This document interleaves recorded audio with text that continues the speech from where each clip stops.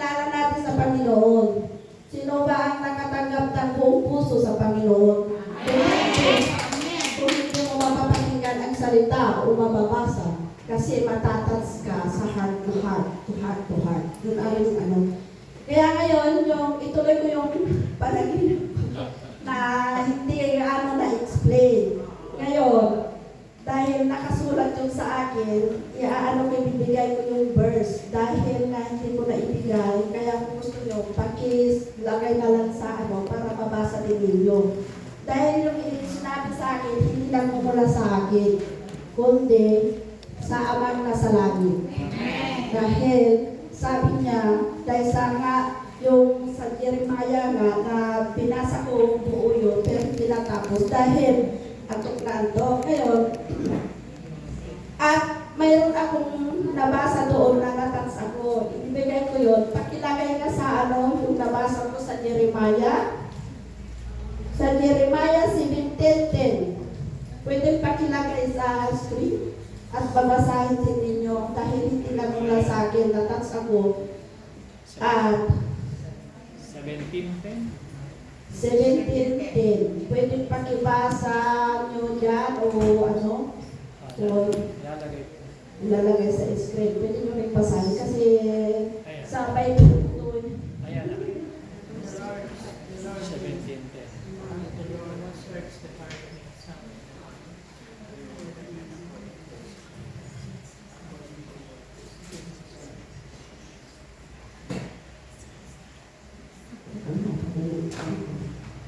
Sabi niya din sa Tagalog, ako si Yahweh ang sumasalaysay sa isip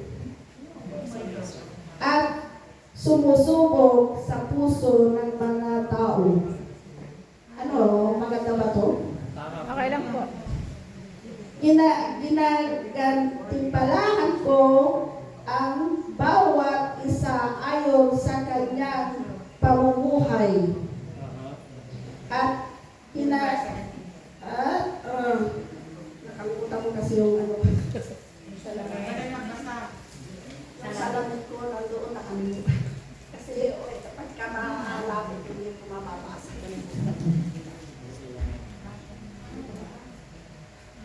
Hindi. Yung pambasa. Nandiyan lang.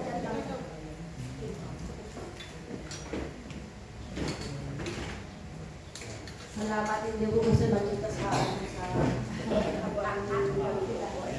ulitin ko kasi maganda ito. Ako si Yahweh ang sumasayasat sa isip at sumusubok sa puso ng mga tao. Alam niyo ba? Amen. Sinusubok tayo ng puso. Ginagantihan ko ang bawat isa ayon sa kanyang pamumuhay. Ginagantihan tayo ng sa ating pagtinanggap natin ng Panginoon. At ginagantimpalaan ayon sa kanyang ginagawa. Amen. Maganda ito, ano? Amen. Ito ang nakatalagan na ko nung ako'y nanaginip sa dahil sabi ko kasi nung pandemic, di ba ang daming mga namatay? Ngayon, sa tanong ko sa kanya, Panginoon, bakit nangyari mga bagay na ito? Yung pala, itong kwento pala dito, sa Jeremiah, nangyari doon noong palang panahon. Kaya yung tanong niya sagot sa akin, pero sinagutan niya, nagkaroon nga na nangyari ang pandemic dahil nawala ng Diyos ang mga tao.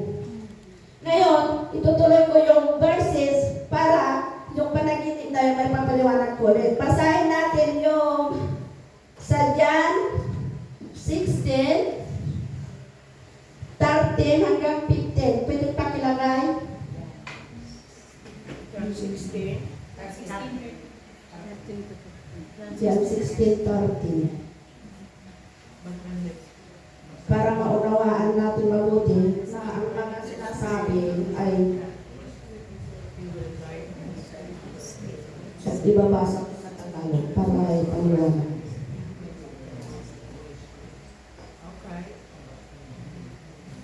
Sabi dito sa Tagalog, kasi ang Panginoon, kinakausap tayo sa Spirit eh. Ito ang sabi niya, pagdating ng Espiritu ng katotohanan, sabi, tutulungan niya kayo upang maunawaan ninyo ang buong katotohanan, sapagkat magsasalita siya hindi sa ng kanyang sarili. Sasabihin niya sa inyo ang kanyang narinig at ipapahayag ang mga bagay na darating para sa 14, pararamanan niya ako sapagkat sa akin magmumula ang ipapahayag niya sa inyo. Ang lahat ng nasa Ama ay akin. Kaya ko sinasabi sa akin pagmumula ang ipapahayag niya sa inyo. Ito ay ang Panginoong Jesucristo. Diba, ang Ama, kaya mayroon tayong gabay na Spirit dahil si Jesus Christ ang nag-aano sa atin. Nagbibigay yun ng Spirit sa atin. Kung hindi nangyari yung si Jesus Christ, kung hindi siya pinako sa krus, wala tayong guide na Spirit. Ano ba? Ito nga yun. Kaya yung panaginip na yon, yung Spirit ang nakipag-usap sa akin. Kung example natin, napanood niyo na ba si Jonas? Maganda yung si Jonas, yung panaginip niya. Inutusan siya, di ba? Inutusan siya ni Jonas na para sabihin sa lugar na yon na sa Jonas 1:2. Inutusan siya sa panaginip niya na pumunta siya sa lugar na yon para sabihin ang mangyayari. Pero hindi nangyari dahil sumunod ang mga tao sa kanya yung sinabi niyang 40 days parurusahan, di ba? 40 days parurusahan doon sa lugar na yon. Pero nung malapit nang yung binibilang niyang mag-ikat ng 10 na, may naiiwan na lang ng isang 10, di ba? Yung 10 araw na yon, ang mga tao, nakinig sila sa sinabi niya na darating na parusa, sabi niya. Pero ang mga tao ang ginawa, bumalik sila sa Panginoon. Nakinig sila yung Sa mensahe. sabi ng Panginoon na pumunta siya doon. Kaya gano'n, parang kagaya ko, di ba? Sabi niya, kung hindi ko sasabihin, sa'yo darating eh. Yun ang pagkasabi sa akin. Sabi niya, kung hindi mo sabihin, sabi niya, ang mga ipinasasabi ko na ang mga tao ay bumalik na magbasa ng Bible, lahat ng mga tao sabihin mo na magbasa sila. Kasi ang sinasabi, magbasa tayo hanggat siya'y dumating. Ito ang inaano niya sa atin para magbaliklog tayo sa Panginoon. Kaya basahin natin yung sinabi niya dito sa Mateo. Basahin natin yung Mateo. Pagkilagay sa Mateo 28, 20. Kasi doon sinasabi niya sa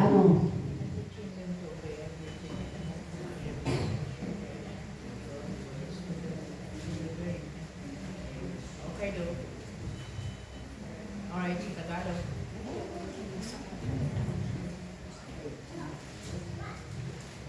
Tama ba yung sinabi niya doon? Sa Mateo 28, sabi niya, sa 20.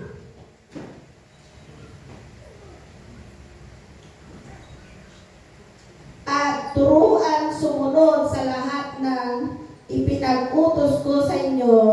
Tandaan ninyo, ako'y laging kasama ninyo hanggang sa katapusan ng sanlibutan. Amen. Kaya ito, ang Bible, para pag sundin natin ang mga sinasabi niya, ito yung maliliwanagan tayo. Gusto niya kasi malinis ang mga puso natin para sa talhin tayo sa Kanya. Kaya kung hindi natin gagawin ito, hindi tayo mapapasa Diyos. Diba? Kaya ang pagkaintindi ko sa message ng Panginoon ay ganito. Kaya dito rin magmumula sa Bible yung sinasabi niyang darating siya. Amen. Naintindihan ba yun? Mayroon pang isa, kung hindi pa nyo nababasa ito, ibibigay ko. Yun sa Juan 14, John 14, 23, 24. Pakilagay sa history. Dalawa na lang para matapos. 14, ano anak? 23, 24. John 14, 23, 24.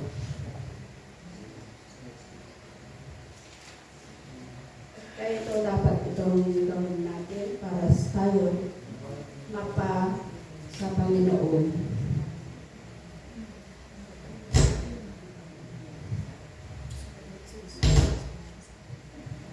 Jesus replied,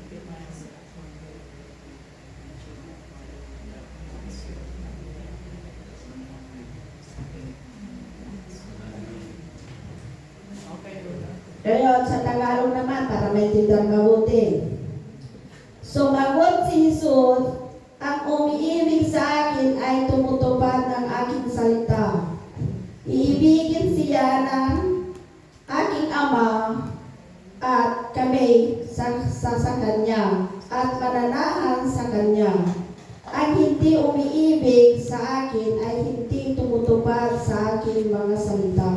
Hindi akin ang salitang narinig niya, kundi sa Ama nagsugo sa akin. Naintindihan ba ito? Kaya ito, kailangan natin tuparin yung salita sinasabi dito. Susunod natin. Mayroon pang isa para maisa sa puso natin ang salita ng Diyos. At ito ay talagang nung nabasa ko ay talagang natusok ang puso ko. Dahil ang salita niya dito talaga ay totoo. Kasi talagang inaano ka sa puso. Basahin natin yung Hebreo 4:12-13. Pakilagay sa screen din para mabasa nila ng English at tapos babasahin ko sa ito ay na.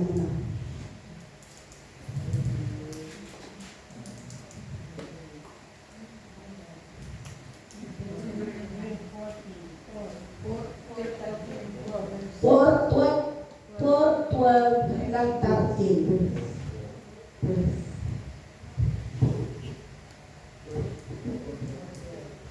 Narinig ba yun? For the word of God is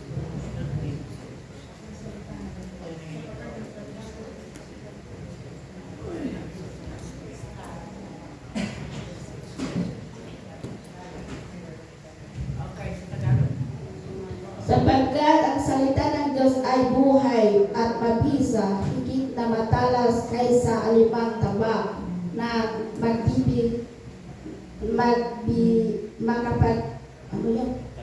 makapagkabila.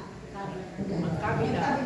Kaya sa alimang tabak na magkabilay talim, ito ay tumutubos maging sa panaghiwalayan ng kaluluwa at espiritu ng mga kasukasuhan at ang utak sa buto at nakatataho ng mga iniisip at binabalak ng tao.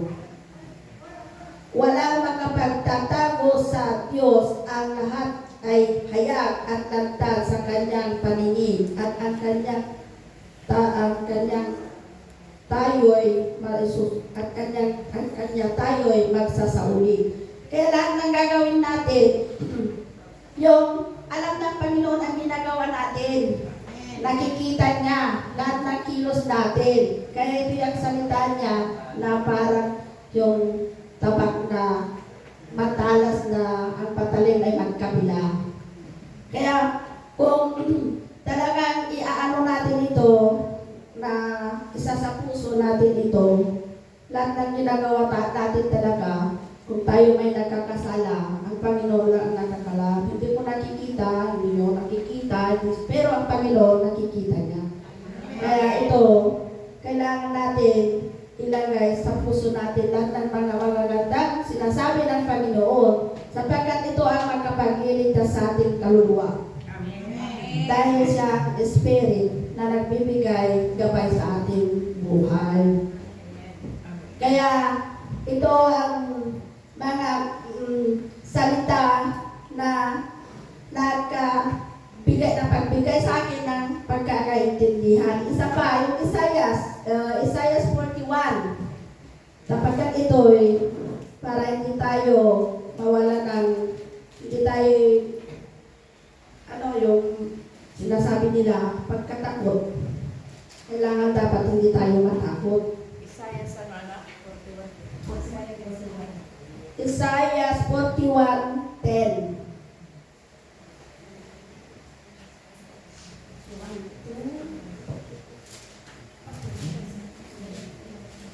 So do not fear, for I am with you. Do not be dismayed. I will uphold you. Okay, sa Tagalog na ng Sabi dito sa Tagalog, ako'y isa sa iyo, huwag kang matakot, ako ang iyong Diyos, di ka dapat mangamba kanino man. Palalakasin kita at tutulungan, iingatan at ililigtas. Amen. Amen. Kaya ito, mga words na to, nagmumula sa Panginoon, at ito ay gabay natin para tayo mapalago natin ang pagkakilala sa Panginoon. Kaya itong mga verse na to, yung panaginip ko, dito ko naintindihan ang mga sinabi niya sa akin na kailangan habang tayo nabubuhay ito sa sa mundo ito, pagpatuloy natin ang pagkasunod sa mga sinasabi ng Panginoon. Ang Panginoon ay nandito. Amen. Nararamdaman ko na siya ay, habang ako'y nagsasalita, nandito. Kaya, praise na praise ako sa Panginoon. Dahil sa tagal, sabi ko sa inyo, sa tagal, since 1990, sabihin ko na, since 1990, na nagbabasa ako ng Bible. Pero sa tagal na nakilala ko at nabasa ko, pero doon lang siya nakipag-usap sa akin. Bago ako mabaptize. Kasi mayroon akong karamdaman. Sasabihin ko na ngayon, noong year 20, na bago pumasok ang pandemic, nagpahiwatig na bago pumasok ang pandemic. Nagpahiwatig na sa akin. Kaupira ko pa lang. Kaupira ko pa lang dahil natitik ako ng sakit na cancer. Sa breast cancer. Ngayon, kakaupira ko pa lang. Pero sumunod na buwan, may nagpahiwatig sa akin bago pumasok ang pandemic. Alam niyo ba yung sinasabing kabayong itim? Nagpahiwatig sa akin. Ang mali doon, hindi ko kwento. Pero nung nangyari na doon sa China, di ba doon sa China nagmula ang pandemya. Tapos yung vulkan sa Taal, nagkasasabay-sabay lahat yun. Nung March yun doon. Pero bago dumating yun, nagpahiwatig na yung kabayo na black. Na yung kabayong black, alam niyo yung puno, talagang yung puno malaki, hinihila niya sa harapan ko ilang beses. Na walang dahon, talagang dry. Sabi ko, ano kayang ibig sabihin nito, yung kabayong yun. Noong March na yun na nga, nag-news na yung pandemya. Sabi ko, ito ba ang ibig sabihin nun? Nung nag-news na pandemya, pero yung gobyerno ayaw na mag-isara. Kaya, sabi ko, pag hindi sara, yun, sabi ko sa sarili ko, maaaring tayo mapinto lahat. Ganun ang nangyari. Pero may nalaman ako na ang pandemic, sabi nila, hindi raw karamihan na namatay. Hindi. Kundi yung sakit na cancer. Sabi ko na sa akin, siguro, kung wala akong faith, siguro sa Panginoon, may maaaring sama din ako. Pero dahil nga sa ito, pinabasa ko, dahil noon hindi tayo pwede lumabas. Andun lang tayo eh, anong ginagawa ko? Sa Bible ako, pagkatapos kumain, nagbabasa, tapos lahat ng mga nangyayari nandito. Kung binabasa ko, tuloy ang pagbasa, tuloy ang pagbasa. Noong nagpahiwatig sa akin ang nakipag-usap dahil sa tanong ko, yun na nga. Tapos ilang buwan ulit, bago tinanggap ko ang pagbabaptize, 1 year. Nagpahiwatig ulit sa akin. Alam niyo ang ipinakita sa akin? Nanaginip ako nagkasakit ulit. Sabi yung asawa ko, sa panaginip ko, pero yung damit ko yung damit ko natutulog, yun ang damit ko, na napanaginip ako. Na may sakit ako, sabi ko sa asawa ko, bakit ganito ang tainga ko, tumutulo ang liquid? Sabi ko gano'n, teka, sabi niya, alika na, punta tayo sa doktor, panaginip yun na. Sabi niya, hindi ko mabalas siya, sabi ko, balik, bababa ka na at magbibis. Hindi na, huwag ka nang magbihis. Sabi sa akin. Yung tagal na yun, namagik ako. Dahil sabi ko, bumaba na siya. Namagik ako sa panaginip, pumunta ako sa lugar. Na yung damit kong natutulog yun din, ang damit ko na nandoon. Ang nakita ko doon sa pinuntahan ko na yun, wala akong ibang nakita. May mga tao doon, pero hindi ko pa naman kilala. Pero ibang lugar. Sabi ko, nagtatanong ako, saan ba ako? Yung panaginip ko, panaginip pa yun. Yung panaginip, sabi ko, saan ba ako? Pero yung damit ko, natutulog ako. Yung damit ko na napunta sa ibang lugar, namagik nga ako. Sabi ko, ano ba, saan ba ako? Nakikot ako ba noon? Tinignan ko kung saan ako. Yung pangalawang pag-ikot ko na gano'n, may nakita kong ulong leon na ang taas. Sabi ko, may ibig sabihin nun, leon. Nung panaginip na yon, yung nagbigay sa akin na magbabaptize ako. Doon ko siya tinanggap yung panaginip na yun. Kaya, sabi sa akin, sabi ko, ano ba to? Sabi ko, dahil sumasakit ang tuhod ko. Sumasakit ang tuhod ko. Sabi ko, ano ba to? Sumasakit ang tuhod ko. Ano yung gagawin ko? Dinagyayan natin ko dun sa sa Carmelia. Wala nang tuta, wala nang ano. Basta, sarili ko na, inisip ko na yung nakita ko, na yung na yun. Hindi sabi ko, o sa Sunday na. Sabi ko, wala na akong ibang isipin kundi tumakbo pa paroon.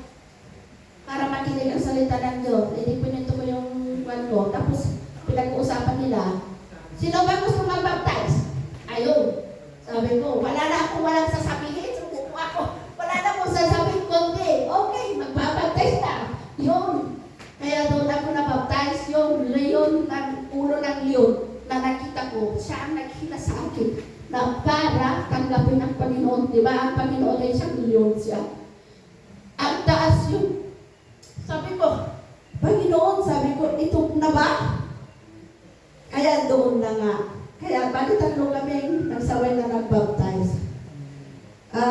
Sa tagal na maraming nagyayaya sa akin, ang Panginoon lang ang nakapagbukas ng aking puso. Kaya ito, sasabihin ko sa inyo, na hindi lang ang tao ang makapagbubukas sa iyo kung maniniwala ka lang sa salita. Ang pakikinggan mo, talagang maaari, bibigyan ka, pagpapakita sa iyo yung Espiritu, sasabihin niya sa iyo ang kung anong gawin mo. Dahil ganun ang pagtanggap natin, Panginoon. Hindi ka pinipilit, kundi nasa sa iyong puso. Natanggapin siya. Dahil yun ang nandito sa Bible. Alam niyo siguro kung matatagpan niyo. Diba? Kaya hanggang dito, ako magtatapos. Marami pa.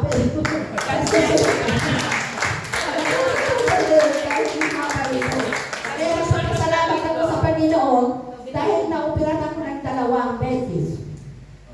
Yung pangalawa, wala nang dumating sa akin. Ako na lang nag-isa doon sa ospital. Dahil bawal mga pumunta doon. Pero ang kausap ko na lang na kasama ko ang Panginoon. Dahil nanginginig ako, naghihintay sa operating room. Sabi ko, Panginoon, ano ba to? Nanginginig ako. Gabayan mo naman ako.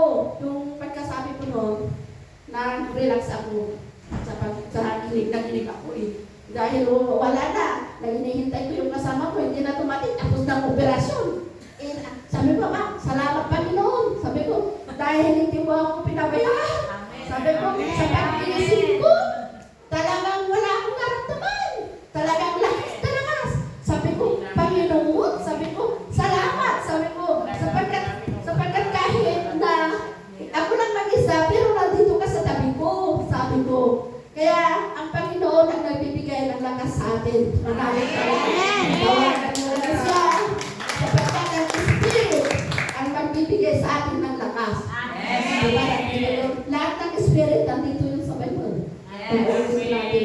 Kaya maraming salamat sa inyong pakikinig sa salita ng Panginoon na ibinigay sa aking mga paliwanag.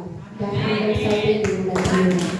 Maraming salamat sa Panginoon sapagkat nandito ako ngayon nakikipag-usap sa inyo nang dahil sa aking karamdaman. Siya ang gumising sa akin. Kaya ako'y nandito. Siguro ito ang purpose ng Panginoon. Para ako'y magsalita para sa Kanya. Kaya ginagamit tayo ng Panginoon dahil sa Spirit. Para tayo'y at sumunod. Amen! Salamat! Hanggang sa uulitin.